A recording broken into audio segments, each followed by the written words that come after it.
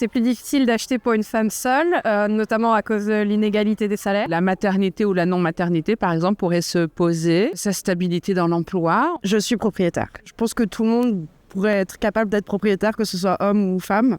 Les femmes sont moins considérées que les hommes. Les femmes se battent plus durement de toute façon pour obtenir ce qu'elles cherchent. Les freins spécifiques qu'on peut avoir aujourd'hui en France pour les femmes par rapport au prêt immobilier, ça va être essentiellement leur capacité d'endettement, où on voit qu'elles ont une capacité d'endettement moindre par rapport aux hommes. C'est beaucoup dû à leur salaire. Aujourd'hui, les salaires des femmes sont plus faibles que ceux des hommes. Ça, c'est le premier élément. Et le deuxième, ça va être la part de risque à prendre, où elles sont peut-être beaucoup plus prudentes que les hommes, plus anxieuses aussi, avec une charge mentale beaucoup plus importante. Les hommes représentent 54% aujourd'hui des acquéreurs par rapport aux femmes qui en représentent donc 46%. Une femme, quand elle vient nous voir, elle a beaucoup plus de questions. Un homme, ce qu'on remarque, c'est qu'il a vraiment des questions purement financières, c'est-à-dire combien ça va me coûter, quel taux je vais avoir, etc.